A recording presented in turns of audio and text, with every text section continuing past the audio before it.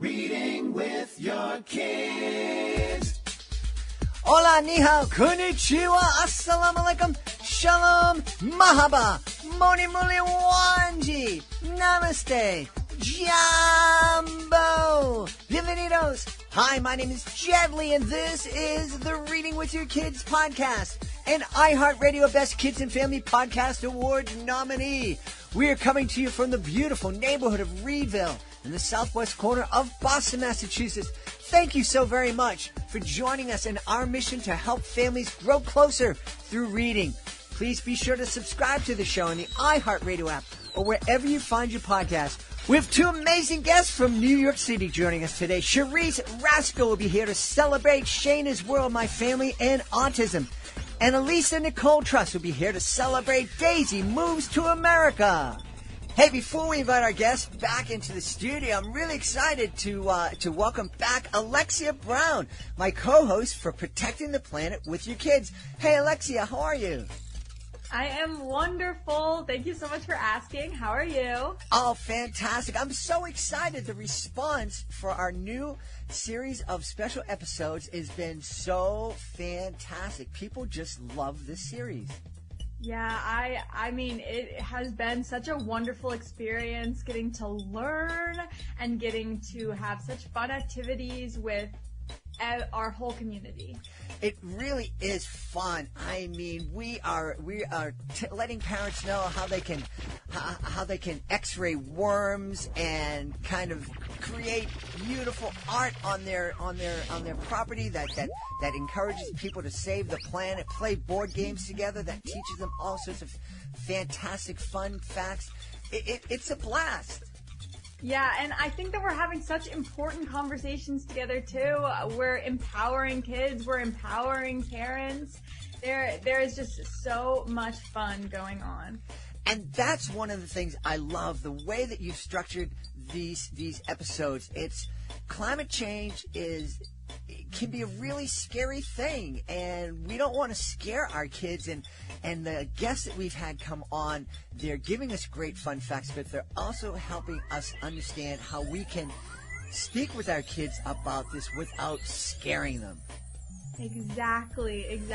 And all the information is just in one place. It's easy and it's fun, and I love it. Yeah, I love it too. The series is called Protecting the Planet with Your Kids.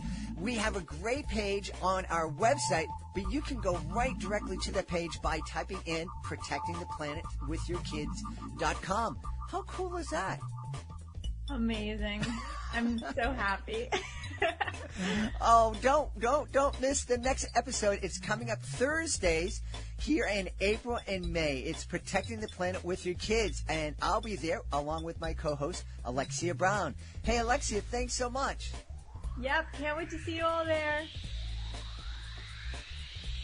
Join us right now from Brooklyn and New York City. She's here to celebrate her debut children's book called Daisy Moves to America. Please welcome to the show, Elyssa Nicole Trust. Elyssa, how are you? I'm doing well considering. Thank you. How are you? I guess I'm doing well considering too. A year under lockdown. It's kind of challenging. Definitely, for sure. Yeah. You know, the weekends are especially tough because I find myself on Sunday night sitting down, writing in my journal saying, well, I binged another Netflix series this weekend. That's about all I was able to accomplish.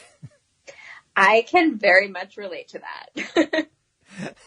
And that is very much not in my character. Usually we're traveling and being out and about, and so it's really challenging. But it's great that we have books that we can read and share with our kids. Tell us all about Daisy Moves to America, please. Sure. So Daisy Moves to America is about a little girl who moves from the UK to the US. And when she gets to the U.S., she is surprised by the different words and phrases in American English, and she tries to learn how to speak like her American classmates. But then she realizes that what makes her unique and is what makes her special, and that she should honor and celebrate where she's from and her differences. And then everyone wants to be her friend. Wait a minute. You're telling me that we don't speak the same English as they do in England and everywhere else in the English-speaking world? There are a lot. So I definitely should have just read the synopsis, so maybe I'll do that one more time. All right. When Daisy May and her family move from England to America, Daisy is teased because of her British accent. Overwhelmed by the many words and phrases that are different, Daisy wants to speak just like her American classmates. Follow Daisy's journey as she learns her uniqueness is something to honor and celebrate. You may even learn a few new words along the way. Yes. So, to answer your question, there are a lot of differences in American and British English, and in English that's spoken all over the world. Mm-hmm. Yeah.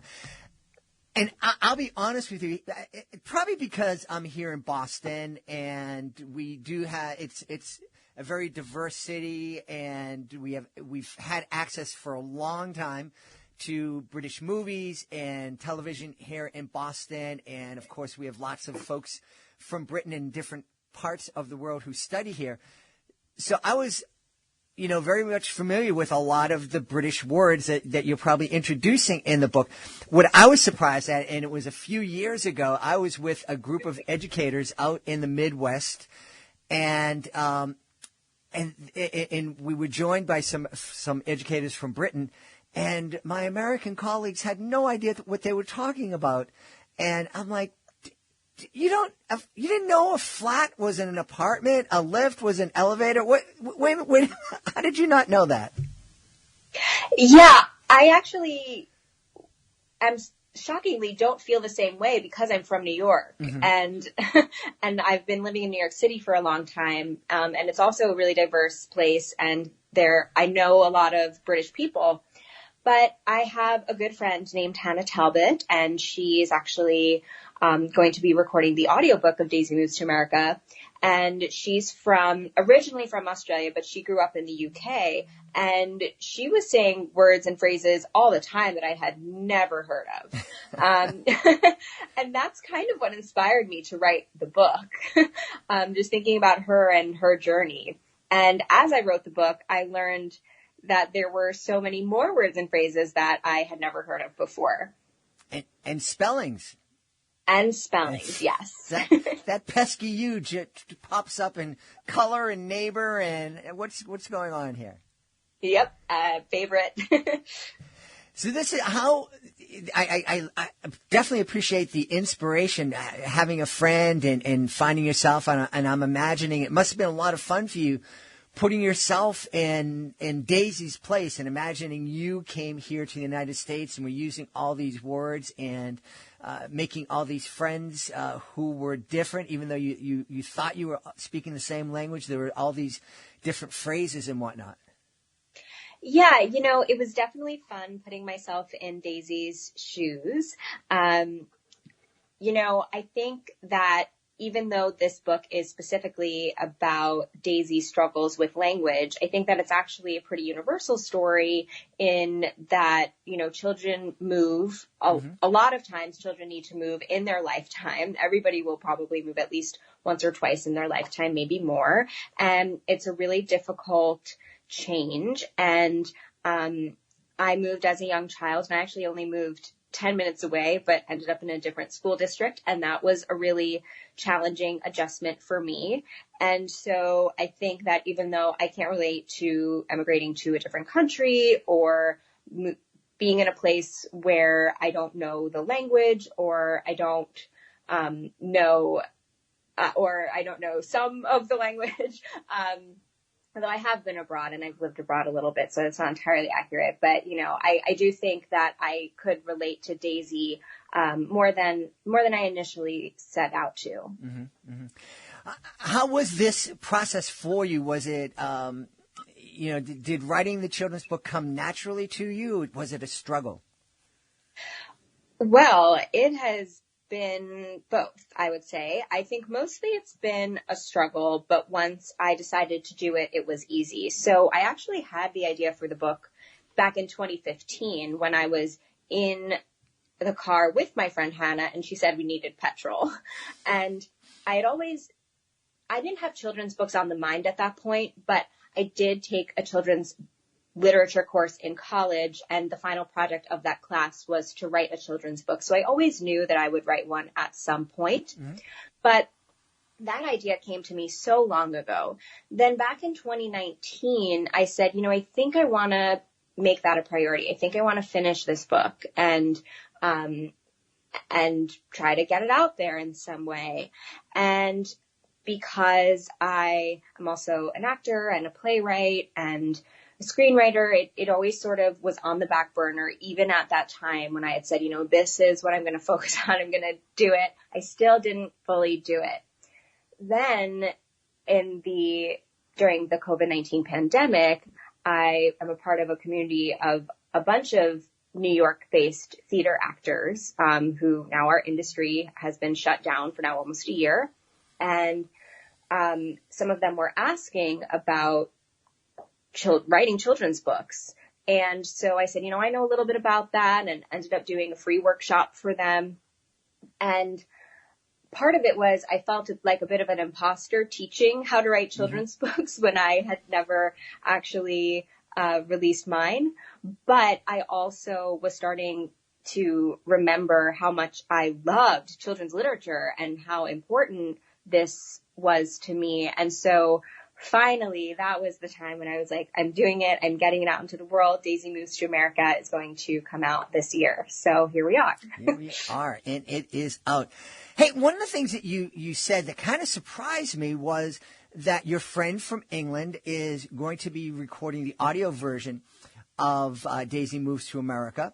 And I guess it makes sense because I'm thinking you might have made that choice because of the accent. But you are a voiceover actress yourself. Was it anything more than, just the accent that made you decide to have your friend do it? No, it was just the accent. It's also sort of full circle because she inspired me to write the book in the first place. But, I think if I am to write more books, and I plan to, I probably will do the audiobooks myself. Do you have any hopes of turning a Daisy Moves to America into either a series or see it up on as an animated TV show or on the big screen?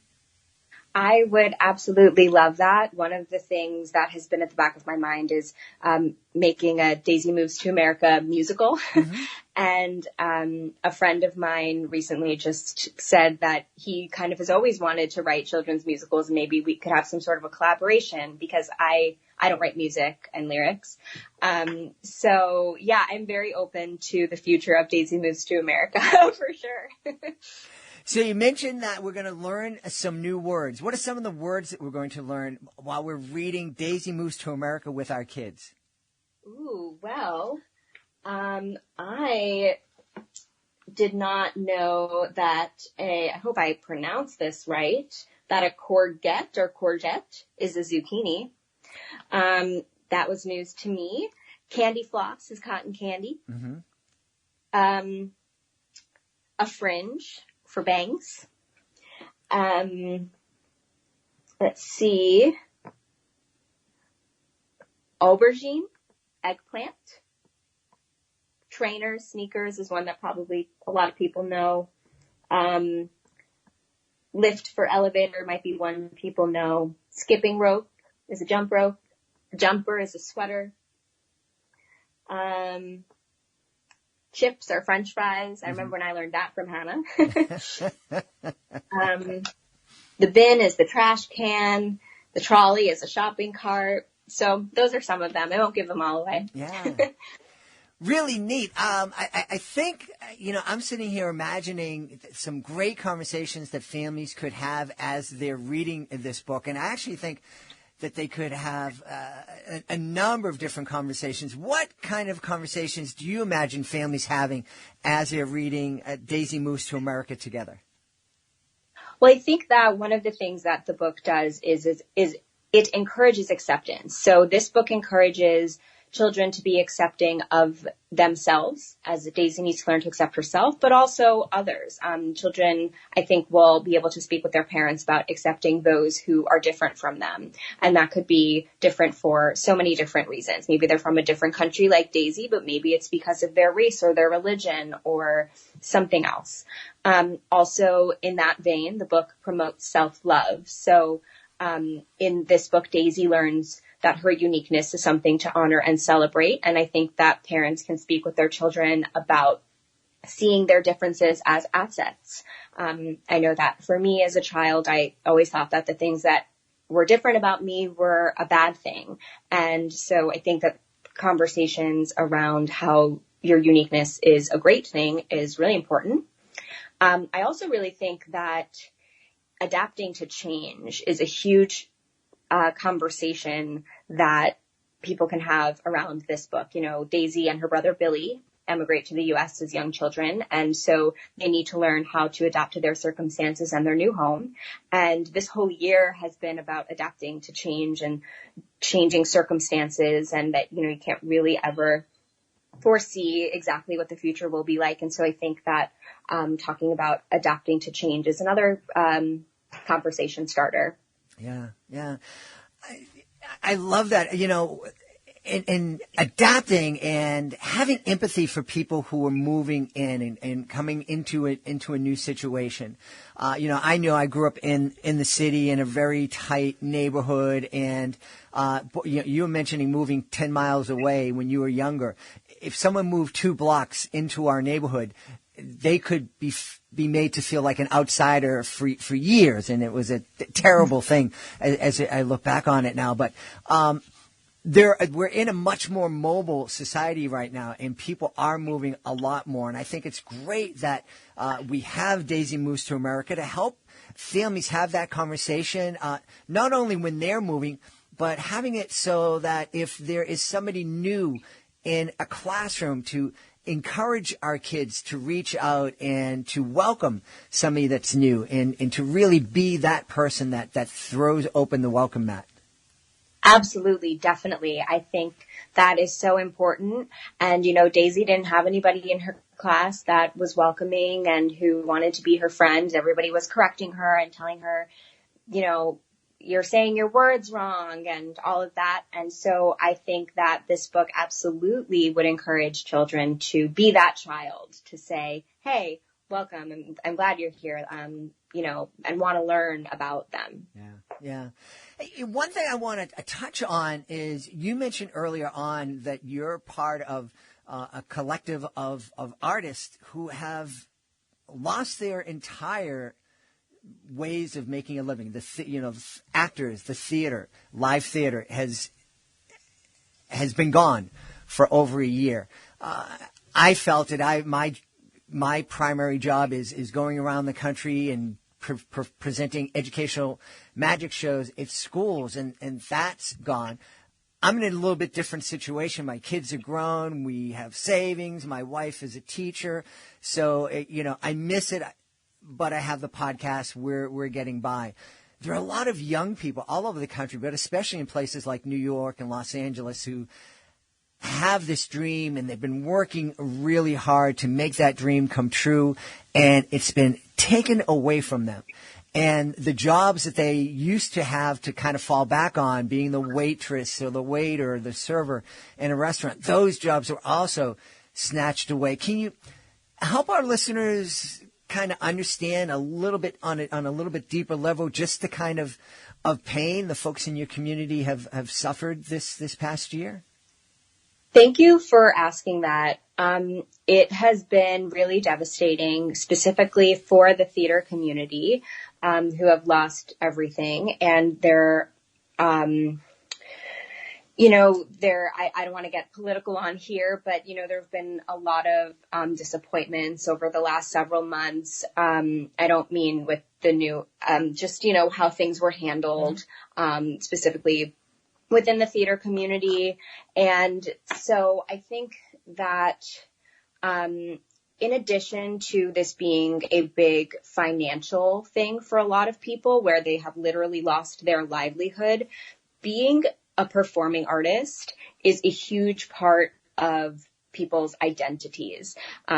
People who choose to go into the performing arts for a living, it's because they have to. They have a deep love and a passion for it. So to not be able to do that is really hard on so many levels.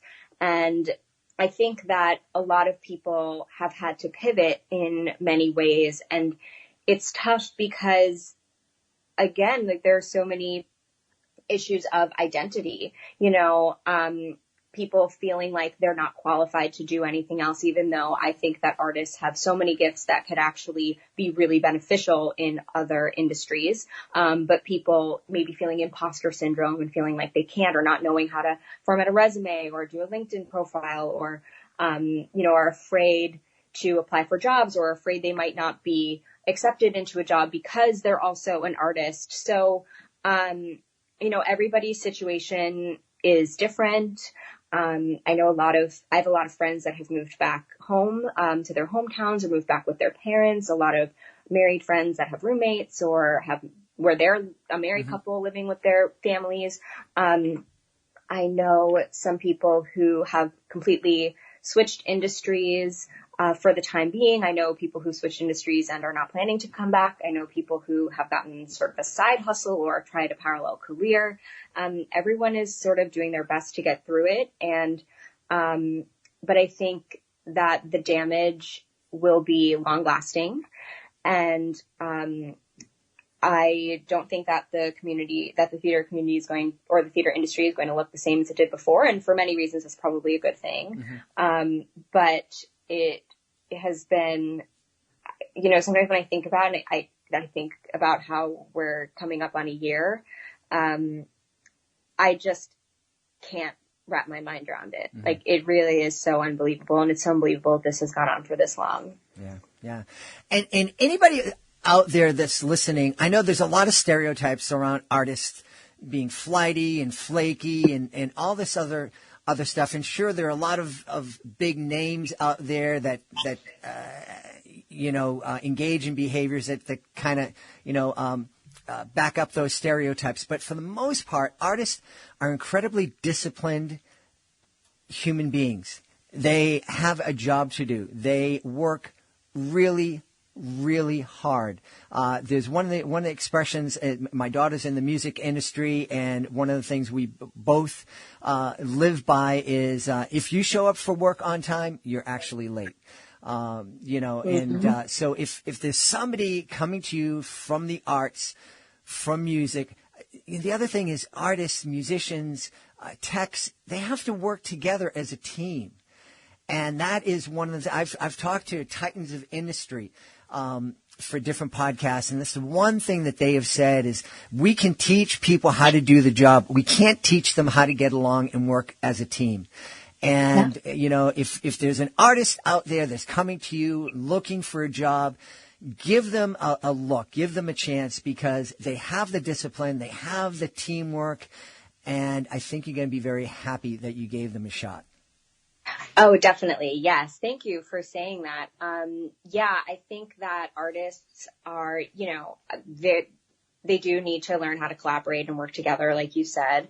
But artists also oftentimes have a lot of empathy and adaptability because the industry is so uncertain. A lot of the jobs that they do and a lot of the work that performing artists do specifically requires a lot of problem solving and creativity and thinking outside the box. And a lot of them also are really effective communicators. And so all of these skills, which I would call, soft skills versus hard skills, are, really beneficial in any industry, really, and really highly sought after. So I completely agree with everything you said. Yeah. I don't know if I agree with the term soft terms. Again, like going back to those conversations I've had with industry leaders, those are the things that they can't teach. Those are the skills that are so necessary to any kind of job situation. So, there are a lot of people that are hurting out there. They may not look like they're a natural fit based on their resume. Give them a shot. I think that you're going to be very pleasantly surprised. I agree. Speaking of giving a shot, I know people are going to want to know where they can find out more about Daisy Moves to America. Also, where they can find out about more about you, because as you said, you're a voiceover actress, you're a playwright. There's so much going on in your life. So, where can folks go to find out more about you? Sure. So you can go to my website, ElyssaNicoleTrust.com. And also you can find Daisy Moves to America on there. There's a tab for children's book. And you can find Daisy Moves to America on Amazon. Just type in Daisy Moves to America and it will be there. Awesome. We've had a great time speaking to the author of Daisy Moves to America, Elyssa Nicole Trust. Hey, Elyssa, thanks so much for being part of the show. Thank you. Thank you so much for having me. It was really great meeting you. Hey, just another quick reminder. Be sure to check out our new webpage, protectingtheplanetwithyourkids.com. Joining us right now from New York City. We are so excited to have our guest tonight. She's here to celebrate her debut children's book. It's a middle grade novel called Shaina's World, My Family and Autism. Please welcome to the show, Sharice Rascoe. Sharice, how are you? Hi, I'm great. And you? I'm wonderful. Really excited to talk to you tonight. Sharice and I were sharing some of the memories I've had driving through her neck of the woods, seeing chickens out on the highway in New York City. Very strange sight indeed. We're not going to find any chickens in Shaina's World. Am I right about that? No, you definitely won't. No. Well, what will we find in this book? Tell us about this book, please. It's basically about my life growing up in the city, having a family who, where we were more lower middle class. And, I also had to deal with, having brothers that had, special needs. So like growing up was especially tough for me, because I couldn't find other people like me. So the book is just channeling my journey at age 13, trying to find myself and trying to see where my family fits in with society. Yeah. Now, taken from the title, I'm imagining that your brothers fell somewhere on the autism spectrum. Yes, they did. Yeah. And it's really challenging for a number of reasons. I think mostly because we really still don't really quite understand what autism is. And it is so different, and it affects people in so many different ways. You mentioned you have two brothers who fall on the autism spectrum. I'm imagining that they were quite unique. It wasn't like they both, expressed their autism in the same way. No. Well, one was very introverted. That's my older brother, and liked to stay to himself. And the youngest one is very extroverted and loved to draw attention to himself. And I think that's one of the things that can be so frustrating for people, especially people who are looking in at a family, looking at a kid who is in a classroom, who has been diagnosed as being on the autism spectrum, because they're so different, and you might have experience with one child, and then you hear that there's another child that's going, that has autism, and you think, okay, I got this covered. We dealt with this before, and this is what we did. And then this new person comes in, and they're completely different. Yes. Yeah. Yes, that's so true. Yeah. And add to that, growing up in the city and being a 13-year-old girl. I never was a 13-year-old girl. So I can't relate directly. That can be a challenging time of life. Yeah, it definitely was. Like, you're just starting puberty, and you're in school, trying to have a normal life, having friends. But I mentioned in the book that I was afraid to mention my brothers. Mm-hmm. So when you add in like having family members with special needs, is especially tough to try to fit in. Yeah. That's one of the things that we've talked a little bit here on the podcast in the past, is this idea of kids wanting to fit in. And that's something that they're so afraid of, is that they don't fit in. And there's so many kids who are 13, 14, 11, 12 years old. And, you know, I remember when my son was that age, I would look at him, and it was almost as if he thought that everybody else his age had all the answers, and he tried really hard to make sure that no one found out that he didn't know the answers. And it wasn't until I sat down with him and I said, look, dude, none of you guys have any answers. You guys don't know anything, so just chill out, relax. You're all in the same boat. For me at 13, like, I thought nobody could relate to me because of my family. So that's why I kept it into myself. And it was mostly more, for me, fear of letting other people know, like, and being judged.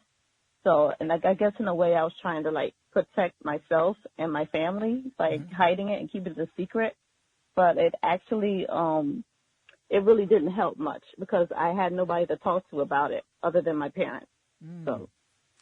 Now, you mentioned that you're afraid of being judged. What, if you can remember, and if you don't mind sharing, what was it that, how did you think people would judge you and your family? Well, it was difficult to go out. I mentioned this in the book. It was difficult for our family to go out in, like, public places because my brothers were, like, they have little quirks. So, yeah, we would get looks and stares. And a lot of people, for me growing up, a lot of people didn't know about autism, so they had, like, these wrong ideas in their head about how they were supposed to treat my brothers. Like, some people would, like, really talk really slow and really loud, but they didn't need to do that. So a lot of people just didn't know enough about it. They didn't know how to handle them or treat them. So. Yeah, isn't that funny? I know there were a lot of people who, you know, they would hear that someone's autistic and automatically assume they had a hearing impairment and they had to speak slowly and speak really loudly. Yeah, yeah, and it's annoying, yeah. Wow, how did were you able to speak with your parents about this? Oh, well, actually, while I was writing the book, my parents had no idea I was writing this book. I kept it a secret. Only, like, my two closest friends knew I was writing a book. And once I was finished and I went through the editing process and I was ready to publish, then I let my parents know and I let them read the first chapter, and they loved it. That's wonderful. That's wonderful. I'm wondering if you were able to have more of a conversation just past, hey, this is really good, I'm really proud of you. Were you able to kind of sit down with them and kind of reflect on that time and how you and the rest of the family got through it? Well, when my mom was reading it, there were some parts that were hard for her to read, and I made her to cry because she didn't realize that's how I was feeling as a kid. And the book just brought back a lot of memories about how tough it was for us growing up when I was younger, because she was a stay-at-home mom, and my dad worked all the time. So, yeah, we sat down, and I talked to her about it, and I said, it's okay. I know you did the best you could, and I'm fine now. Well, that was a wonderful gift that you gave her. Yeah, she said, like, this is her favorite book of all time. Like, they wanted me to sign it for them. They each have their own copy. They go on and on about the book. I'm wondering if your brothers were able to read the book and if they had a reaction to it. Yeah, my mom read it to them, but they're not really into, like, books. They're more like video games, more fun stuff. So they're like, oh, that's nice. And then, like, just went away and started playing the video games. Yeah, you know, that sounds like a lot of big brothers, whether they're on the spectrum or not.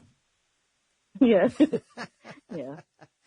I'm hoping if a parent is listening out there and they have a child with special needs, if this can be a reminder to them to make sure, you know, as you're advocating for your child with special needs and making sure your child gets all the support they need, also make sure that your other kids have the support and the love that they need as well. Yes, that's so important. Yes, that's another reason why I wrote the book. for people to get the perspective of the siblings and what they go through. Yeah.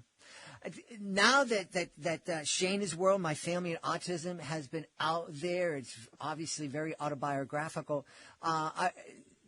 Did you fall in love with writing children's books? Do you plan on writing more books? Well, actually, yes. Everybody who's purchased my book so far and read it has been asking me, like, to write another one. So, yes, I am currently in the process of writing a second book. It's going to be a sequel to my first one. Awesome. Well, we can't wait for that to come out and to have you back on to tell us about it. In the meantime, can you let everybody know where they can find you online to find out more about Shaina's World, My Family and Autism, and also maybe sign up for a newsletter so they'll be the first to know when your next book comes out? Well, I'm still working on getting the newsletters together right now. But I'm still in the writing stage for my second book. It won't be released till next year. But for my first book, you can go to Instagram.com/Shaina's World Book. And the link to buy my book will be there. Excellent. And we can also find it on Amazon. Yes. Yeah. There's a link to go. Yeah, just go to Amazon.com and type in Shaina's World, and it'll come up. Yep. Well, we've had a wonderful time speaking with the author of a debut middle grade book, Shaina's World, My Family and Autism. I think it's a really important book, and I think it can, just launch some really important conversations between you and your kids about empathy, about understanding, and about love. And we've been talking with the author, Sharice Rascoe. Sharice, thanks so much for being part of the show. Thank you for having me. Please be sure to join us for the next edition of the Reading with Your Kids podcast. Our guest will be Carmen Gamper. She'll be here to celebrate her Flow and Learn series. Want to thank the folks who made today's show so wonderful. Of course, want to thank our guest, Elyssa Nicole Trust and Sharice Rascoe. Also want to thank my team, Alejandra Doherty, Fatima Khan, Alexia Brown, Hannah Pat O'Boyski. Want to thank my beautiful wife for all the support she gives me. But most of all, we all want to thank you. Thank you so much for taking the time to join us today. And as always, thank you so very much for taking the time to make the world a better place by reading with your kids. I'll be looking for you in the next edition of the Reading with Your Kids podcast.